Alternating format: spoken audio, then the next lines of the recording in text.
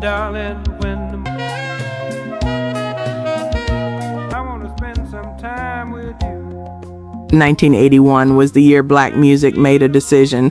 Disco had burned itself out.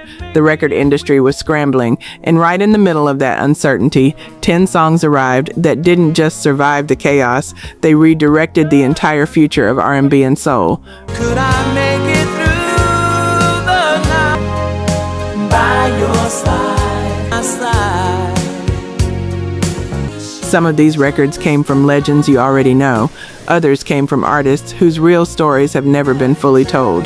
Behind every song on this countdown is a moment of sacrifice, reinvention, or pure human courage that most fans never saw coming.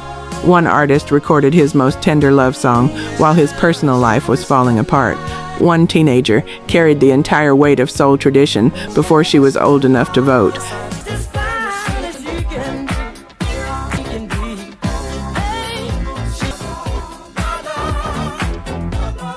And the number one song on this list brought together two Motown giants in a recording session that almost never happened. These are not just hits, these are emotional landmarks, and their stories start right now. Before we begin, if classic R&B and soul music moves you the way it moves us, subscribe to this channel right now. Every countdown we release goes deeper than the charts. Drop a comment and tell us which song or artist changed your life. And stay with us until the very end, because the number one reveal carries a story most fans have never fully heard.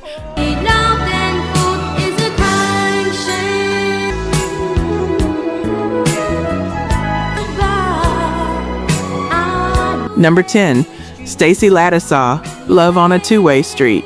We begin this countdown at number 10 with a voice that had no business sounding that mature. Stacey Lattisaw was born in Washington, D.C.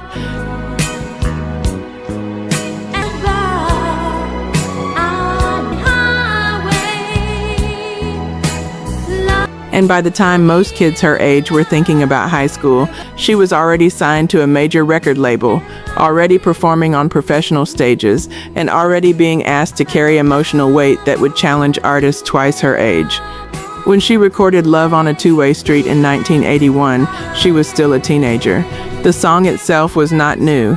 The Moments had made it a soul standard back in 1970. But what Lattisaw did with it was something entirely different. She brought youthful ache to a melody built from lived experience, and that emotional contradiction is exactly what made the record work. Her voice held innocence, but the record held history.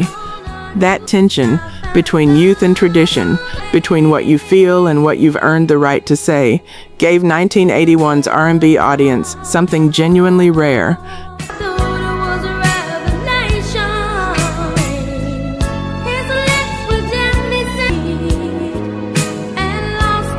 It confirmed that classic soul songwriting could still move people deeply, even as synthesizers and drum machines were beginning to reshape what black music sounded like from the outside. Lattisaw's success also pointed towards something the decade ahead would prove repeatedly. Young black female artists were not just inheriting soul tradition, they were quietly redefining it on their own terms, one performance at a time. Her story was just beginning in 1981.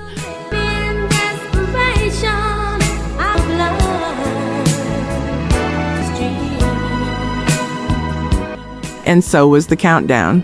The artist arriving next at number 9 also understood reinvention, but her transformation was far more deliberate, far more risky, and built on an origin story so unlikely that even longtime fans find it difficult to believe.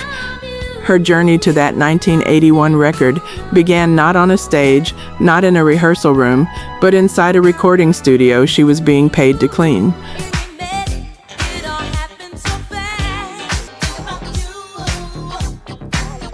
Number 9, Evelyn Champagne King, I'm in Love.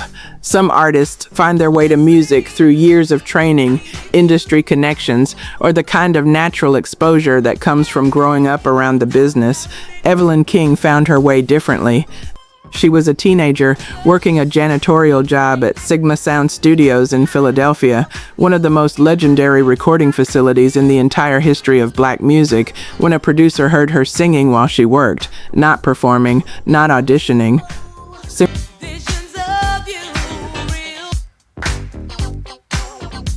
simply singing the way people do when they believe no one important is listening. That moment changed everything.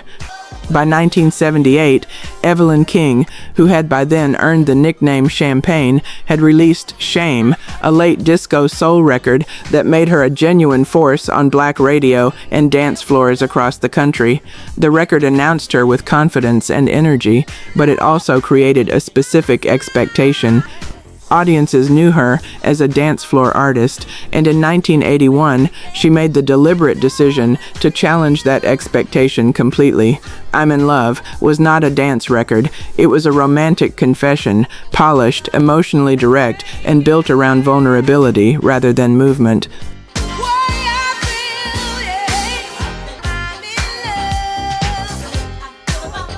For an artist whose entire public identity had been constructed around high energy and groove, releasing something this tender carried real professional risk. It paid off entirely. Number 8 belongs to a collaboration that should not have worked as perfectly as it did. One man built his reputation on instrumental sophistication, the other built his on emotional simplicity.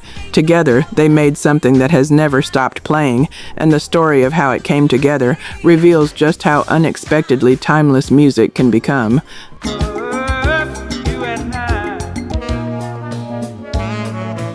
Number 8, Grover Washington Jr. featuring Bill Withers, Just the Two of Us.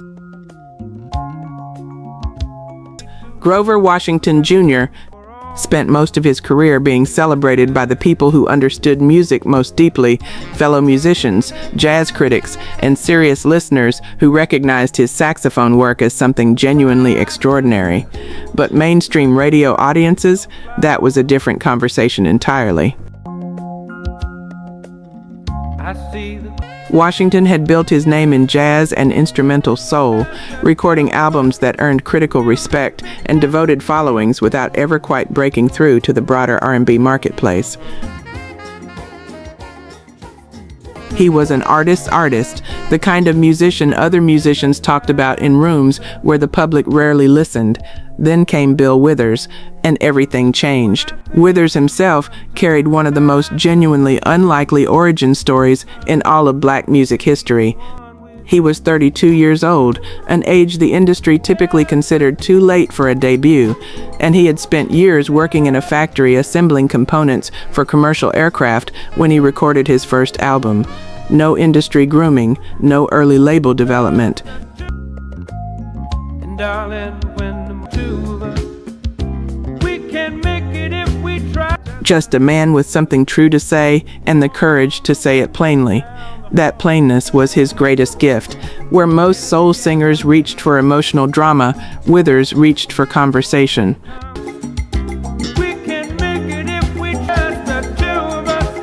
His lyrics sounded like real human beings talking to each other, and that quality made everything he touched feel immediately intimate. When Washington and Withers came together on Just the Two of Us, the result was something neither could have produced alone.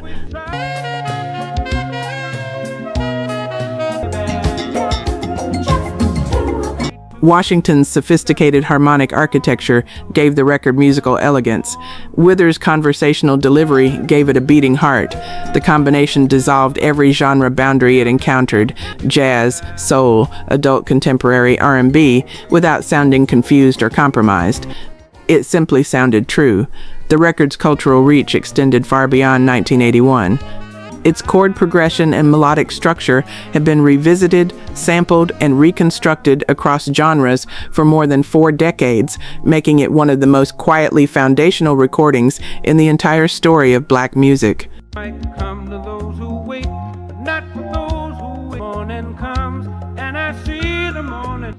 And perhaps most remarkably, it proved that sophistication and accessibility were never opposites.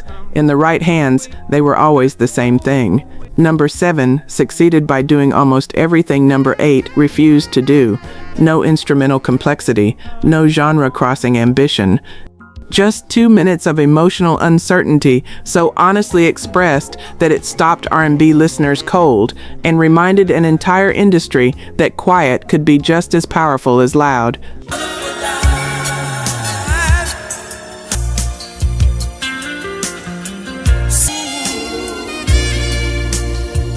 Number 7. Champagne, How About Us? Not every song that defines a year arrives with dramatic production, a famous name, or a story the industry already knows how to tell. Sometimes the most enduring record of an entire era is the quiet one.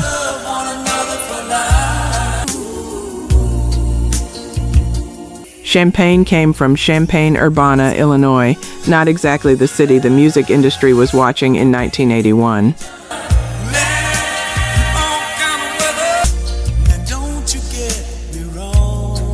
The group had spent years developing their sound without the benefit of major label momentum, industry connections, or the kind of regional music scene that typically launched national careers. They were working musicians building something carefully, without any guarantee that the audience would ever find them. What made them genuinely unusual was their racial composition.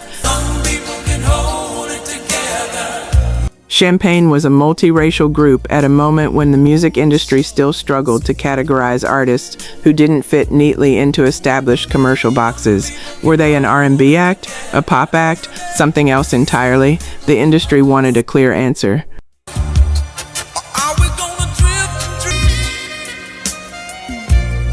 Champagne's music quietly refused to provide one. How About Us succeeded precisely because of that refusal. The song did not offer resolution. It did not promise that love would survive or declare that it was already over. It lived in the uncertain space between those two conclusions, the fragile, honest moment when two people realize they may want different things, but haven't yet found the courage to say so directly. That emotional specificity was rare in 1981.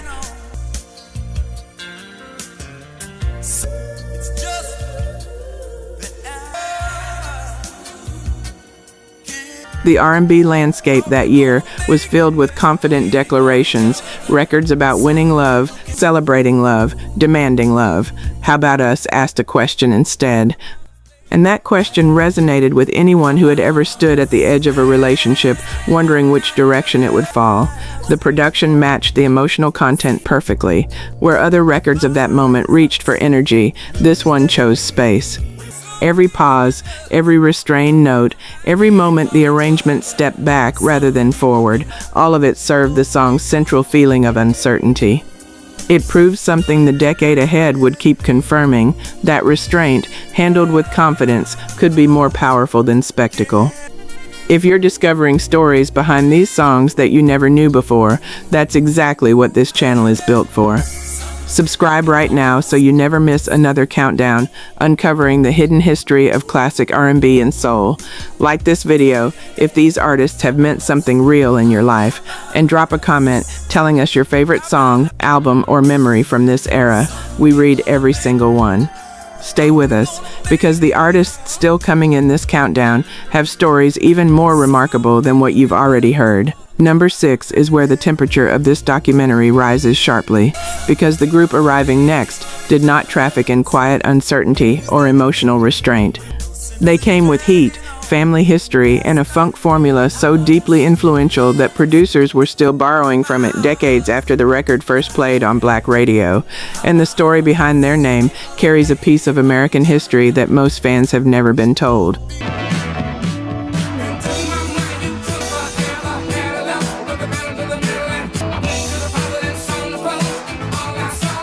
Number 6, the Gap Band, Burn Rubber, Why You Wanna Hurt Me. Before a single note of their music is discussed, the name itself deserves a moment. The Gap Band, 3 brothers, Charlie, Ronnie, and Robert Wilson from Tulsa, Oklahoma. GAP was not a casual choice of letters. It stood for Greenwood, Archer, and Pine, the streets that define the Greenwood district of Tulsa, the thriving black community that was systematically destroyed during the Tulsa Race Massacre of 1921. The Wilson brothers grew up in the shadow of that history.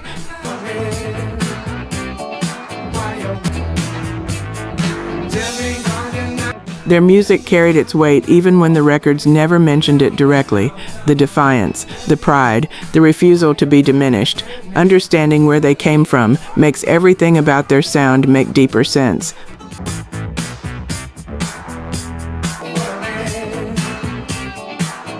By 1981, the Gap Band had already spent years evolving from regional performers into genuine architects of modern funk. Their approach was instantly identifiable: heavy bass lines that hit like a physical force, dramatic rhythmic stops that made dancers freeze mid-movement, call and response arrangements that felt rooted in black church tradition even when the subject matter was entirely secular. They were not borrowing from funk, they were actively reshaping what funk could be. Burn Rubber, Why You Wanna Hurt Me captured that reshaping at its commercial peak. What made the record genuinely remarkable was its central emotional contradiction.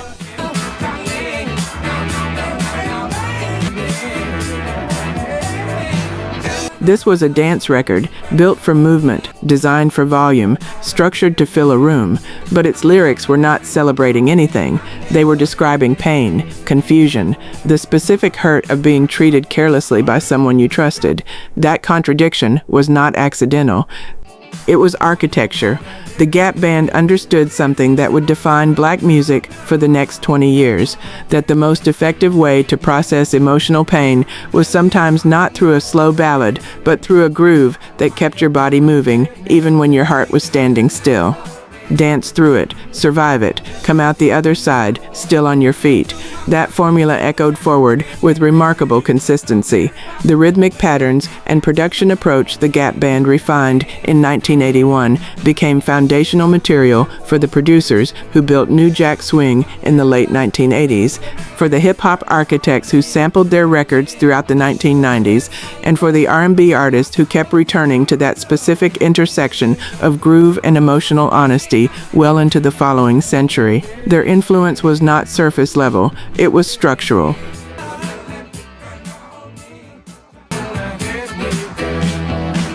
It lived inside the music that came after them, whether those later artists acknowledged the source or not.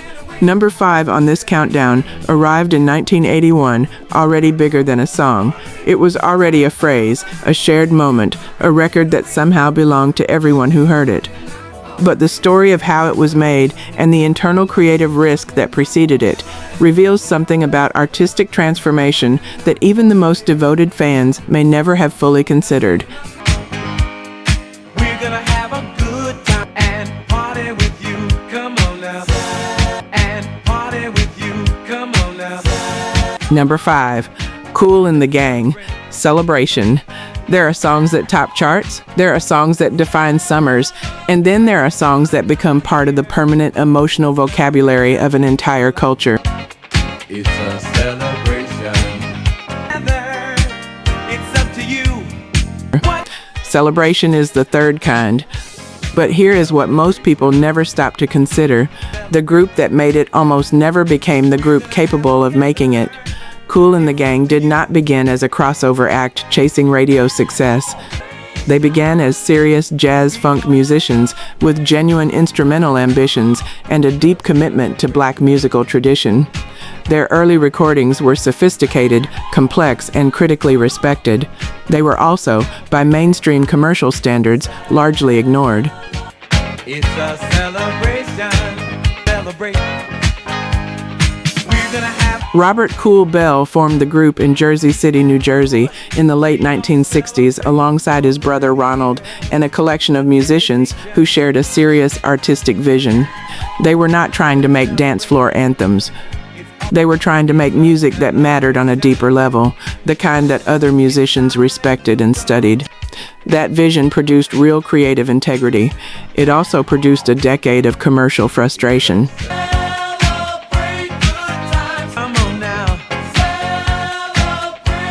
The group spent years navigating the gap between their artistic identity and what radio programmers were willing to play. They evolved through funk, through jazz-influenced soul, through disco-adjacent grooves, always adapting without fully surrendering to whatever the marketplace demanded. And through all of it, they remained essentially an instrumental group at heart. Then came the decision that divided them. Bringing James J.T. Taylor on board as lead vocalist was not a comfortable resolution for everyone in the group. These were musicians who had defined themselves through instrumental excellence, men who had built their reputation on what their instruments could communicate without a single word being sung. Adding a frontman felt to some of them like a redefinition of everything they had worked to establish. It was also the decision that changed their trajectory permanently. It's time to come together. Taylor's voice gave the group's sophisticated musical foundation something it had never fully had, an emotional entry point for listeners who needed a human voice to carry them into the song. The combination unlocked an audience the group had never been able to reach. Celebration was the fullest expression of that unlocking. The song's genius was its deliberate simplicity. It didn't tell you what to celebrate. It didn't attach itself to any specific occasion, emotion, or moment in time. It simply declared that celebration itself, the act of coming together in joy, was reason enough. That openness made it available to every occasion imaginable, and history wasted no time proving it.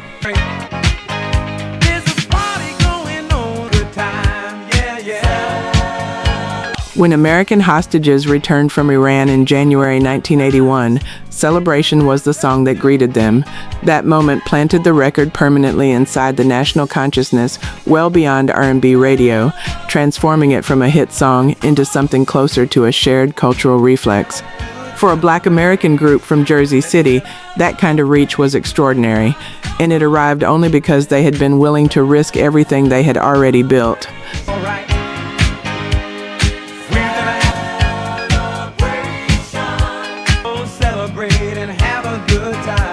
Number 4 is where this countdown shifts into a completely different energy.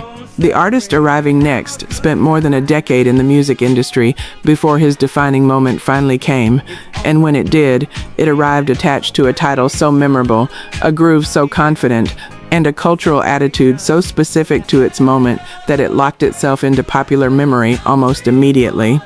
His full story, though, is far more layered than that one record suggests.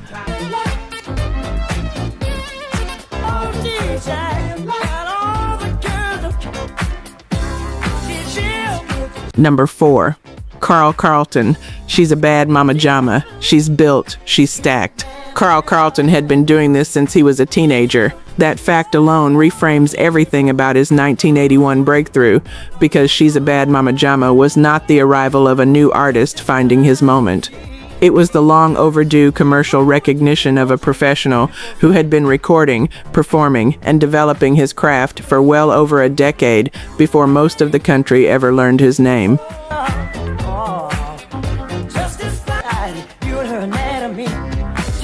Carlton was born in Detroit and began recording in the late 1960s, releasing material on Backbeat Records while he was still in his teens. He had genuine talent, genuine drive, and genuine musical identity. What he didn't have was the specific combination of song, production, timing, and industry alignment that turns a capable artist into a household name.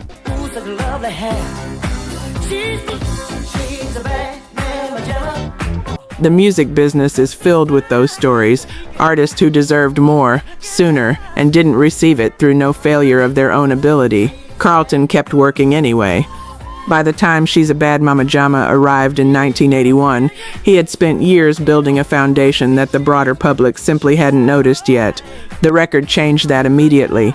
Its groove was deep and deliberate, horn arrangements that punctuated rather than crowded, a rhythm section that locked in and refused to let go, and Carlton's vocal performance walking the precise line between playful and committed that the song required. The title became a cultural phrase almost instantly. That kind of linguistic penetration, where a song title enters everyday conversation independent of the music itself, is rare.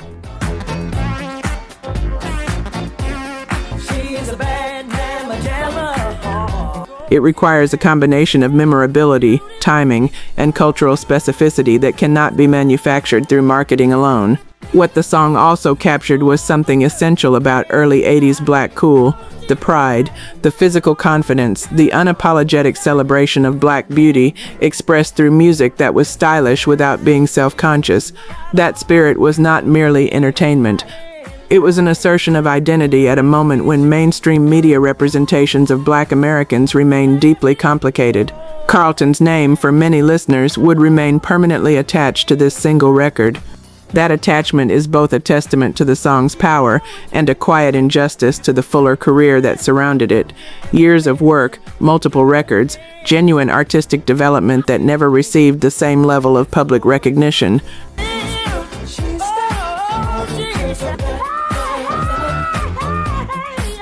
His story is a reminder that legacy and visibility are not always the same conversation in Black music history. Number 3 is where this countdown arrives, at a name that carries more history than perhaps any other on this entire list. By 1981, he had already written some of the most celebrated songs in Black music, already helped shape the sound of an entire generation, and already been recognized as one of the great artistic minds of his era. But what most people don't know is that his biggest solo commercial moment arrived during one of the most personally difficult periods of his adult life, and understanding that makes the record mean something entirely different. I don't care what they think else, but being with you. Number 3, Smokey Robinson, Being With You. By 1981, Smokey Robinson did not need to prove anything to anyone. He had already written and produced some of the most celebrated songs in Black music history, records for Mary Wells, for The Temptations, for Marvin Gaye, for artists whose names define what Motown meant to an entire generation. He had led the Miracles through more than 2 decades of recording, performance, and cultural contribution.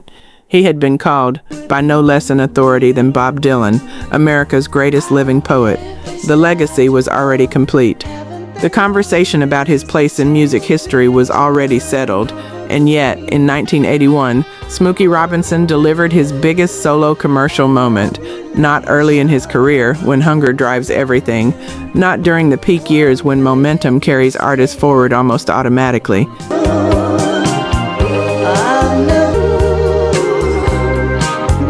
But in his 40s, after everything had already been accomplished, after the industry had already written the chapter it assumed would be his last, that timing is not a footnote, it is the entire point of his story.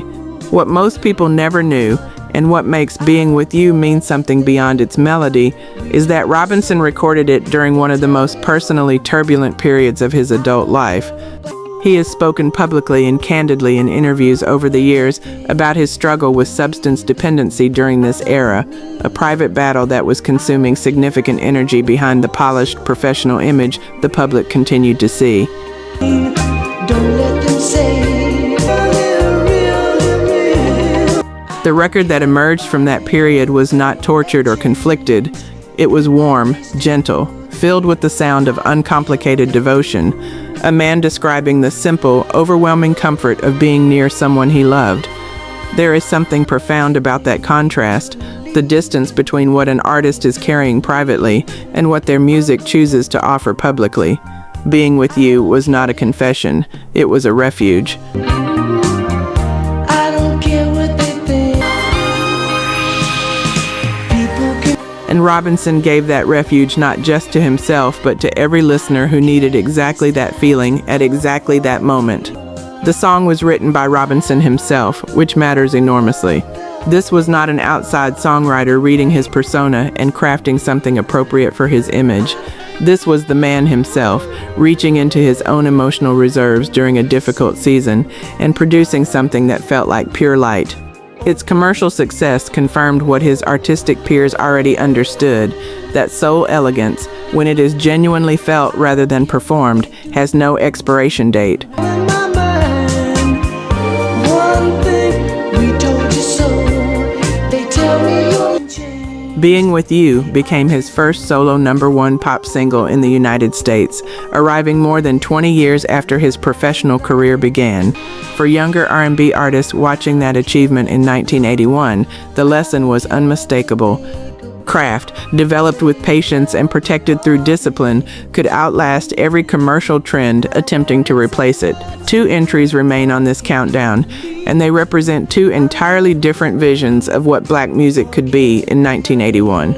Number 2 brought raw electricity, theatrical defiance, and a sound so aggressive and original that the entire industry had to respond to it. Number 1 brought something quieter and ultimately more enduring.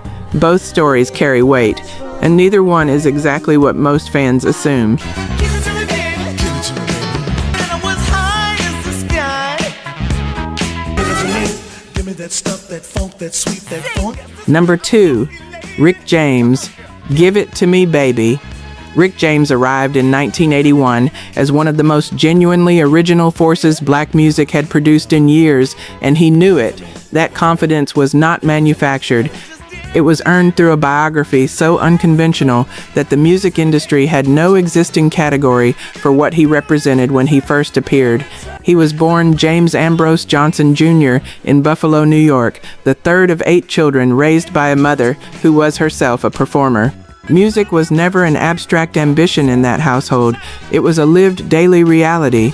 But the path from that Buffalo childhood to Motown stardom ran through experiences that would have permanently ended careers with less determined foundations.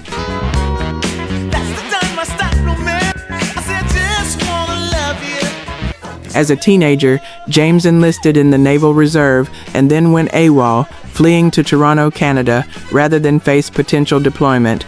That decision carried serious legal consequences, and it placed him in an uncertain position for years. But Toronto also placed him inside a musical community where he formed early creative partnerships, developed his performance instincts, and began building the artistic philosophy that would eventually define his entire career. When he finally resolved his legal situation and returned to the United States, he arrived at Motown not as a grateful newcomer willing to accept whatever creative terms the label offered. He arrived as a fully formed artistic personality with a specific vision, a specific sound, and an absolute refusal to dilute either one for the sake of commercial comfort. Give it to me, give it to me, give it to me, give it to me, baby. Give it to me. He called his music punk funk, a deliberate fusion of black funk tradition with the raw, confrontational energy of rock performance. It was not a marketing concept. It was a genuine artistic position, and he defended it with the kind of single-minded intensity that made him difficult for the industry to manage and impossible for audiences to ignore. His personal story would later take directions that cost him years he could never recover. That is part of his history, and it deserves acknowledgement, not to diminish what he built, but to honor the full complexity of a man whose talent was genuinely extraordinary and whose choices were genuinely human. What he created in 1981 set a template for the harder, more aggressive edge of black music that producers and artists kept returning to long after the moment passed.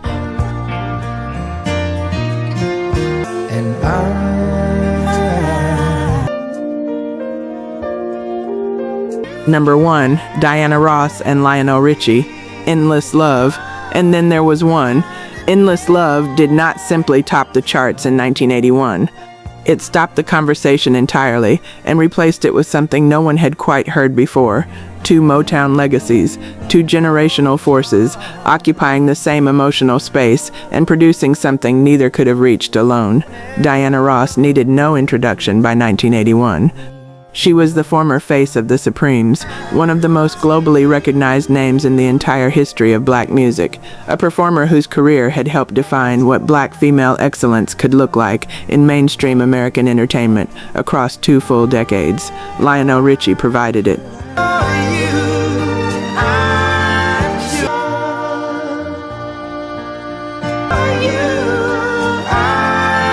He was, by any measure, one of the most gifted songwriters working in popular music, and he was in the process of stepping fully into his own solo career when the call came to write music for Franco Zeffirelli's film Endless Love. The song began as a solo piece. Richie wrote it as a single narrative voice, one person describing love in its most absolute, consuming form. It worked. But something about the structure suggested a conversation rather than a monologue, 2 voices rather than one, a dialogue between people rather than a declaration from a single perspective. The result dominated 1981 in a way that very few records ever dominate a year. It became the #1 hot soul single, the #1 pop single, and one of the most commercially successful duets ever recorded by 2 black American artists. Its cultural significance extended well beyond those numbers.